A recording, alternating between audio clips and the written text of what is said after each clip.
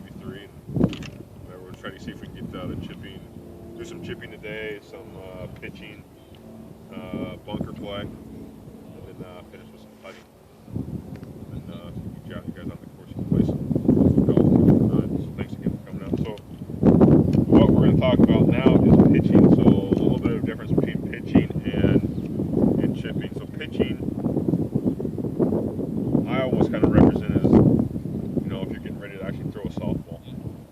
That's what my pitching would be, because we're just pitching. We're going to get a little bit more air underneath the golf ball. Chipping, we're going to try to keep the ball as low as we can. We want to get it on the ground as fast as we can, have it roll out slow, so we don't have to throw it to certain targets and get them. I think this is chipping is a little bit easier. I think some people get it fundamentally wrong. They'll pull out for some reason. A lot of people pull out sand wedge or lob wedge from here and just start trying to flop out and get it. But I think from here, if we get this thing, even if it's here or even just off the grass, I think just getting on the ground a little bit easier is going to be tremendous. I think it's going to help out quite a bit.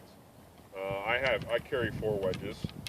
Just to show you the wedges. So we got the 52, 56, 60, and then the pitching wedge, which we're going to use today. Obviously, just the different lofts, and we were just discussing before we were talking, was the bounces on them. So you're going to have different bounces on them. Obviously, the less bounce, closer, it's going to the leading edge is going to sit to the ground. The higher the bounce, the higher the leading edge kind of sits off the ground. For this area, kind of northwest, the typical bounce you're going to see is like Mike has on his, was like a 14-degree bounce. You're going to see that 10 or 12 degree bounce is kind of your typical bounce. There's a couple courses around here. Langland Farms, to me, comes up to mind if you guys ever played that one. They usually keep that pretty tight. Mode areas all around the green, so on some of those ones have a little bit tighter, a little bit less bounce anyway, like that 8 bounce. So it's a little tighter to the grass. Makes it a little bit easier.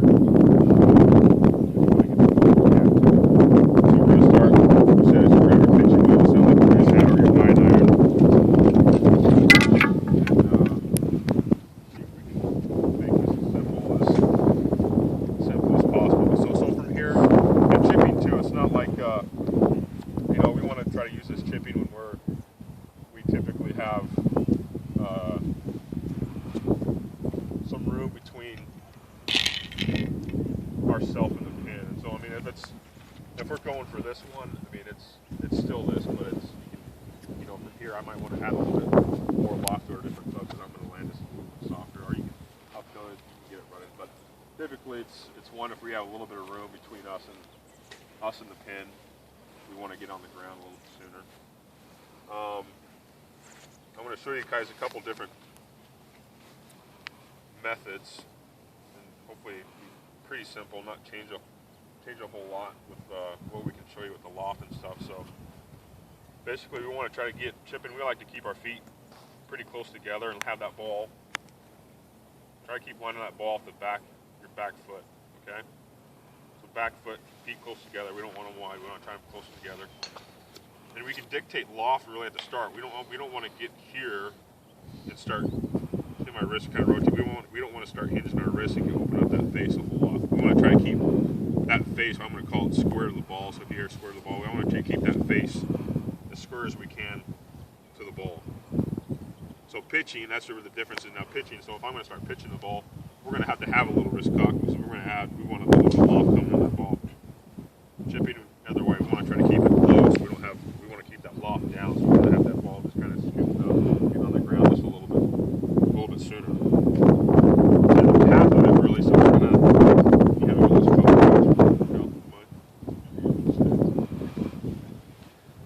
And then when I talk about path and then our angle, so we don't want to really take it. So if I'm going to go straight that, I really don't want to take the club too straight back. I like to keep it a little bit more inside.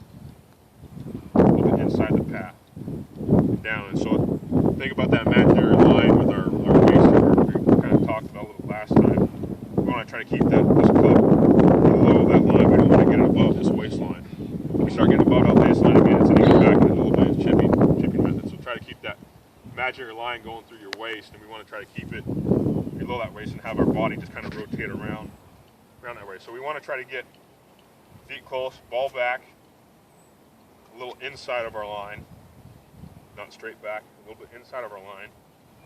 And then I want to try to start you feel these hips kind of rotate with it. I want you to feel like you're just going to get it with your hands and your arms. I want to feel that kind of that hip kind of rotate. We got to have a little, still just a little bit of a hip rotation with it because we just want to try to pick this. We don't want to get too steep. We just want to really pick this right off the ground. We don't want to get really much turf in it. Okay? The thing about picking, we want to kind of pick or sweep this ball off the turf. A little bit lower. Hopefully a little bit more topspin is going to help us do that too, okay? So give that a try. I'll walk around and take a look.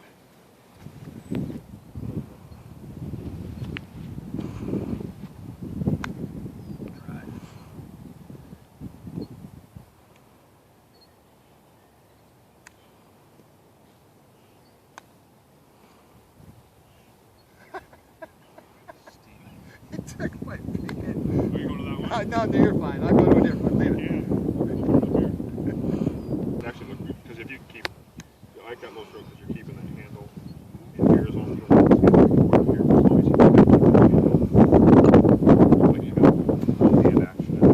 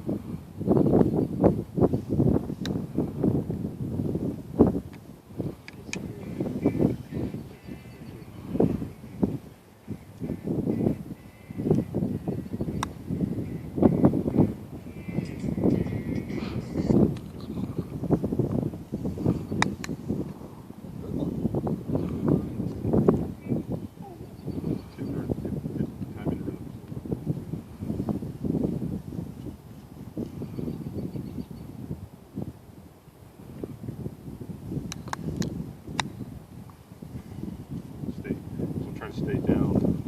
Don't come out of it too much. Kind of coming out this way. Let's try to see if you can just kind of stay. You just stay through that shot just a little bit more. Don't come out of it.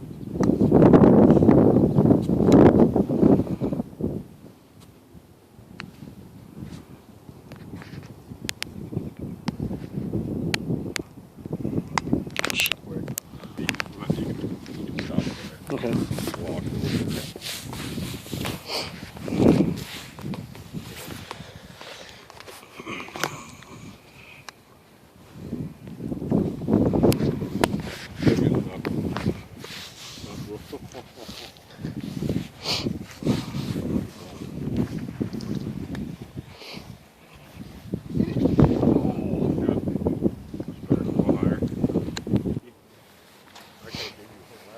Yeah, yeah.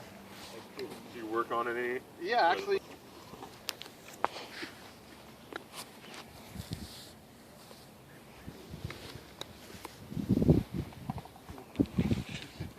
So I was talking about the same, so you can almost keep that same club.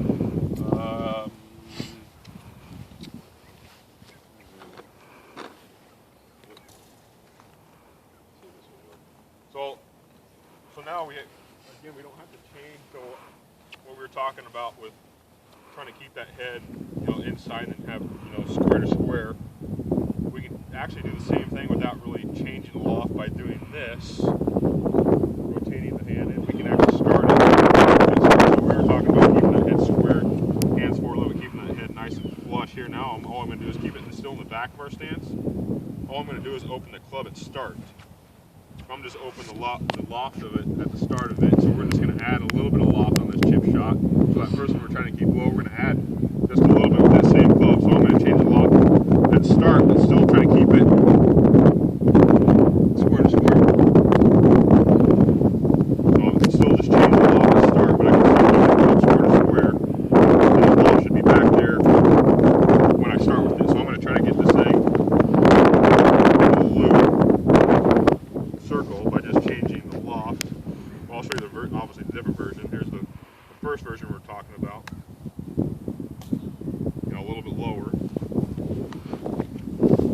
So we're practicing with aiming spots that we're talking about trying to pick targets out now. If you're going to try to get the ball to do what you want to do, I'm just going to change the loft at start. Try to throw it in a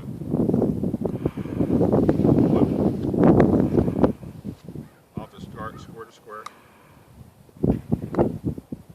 But you can see the difference there in the loft by just changing the loft at start, but still keeping that thing somewhat square to square. Okay? So we don't have to get that big rotation still. So see if you can open the loft at start a little bit. Same kind of shot.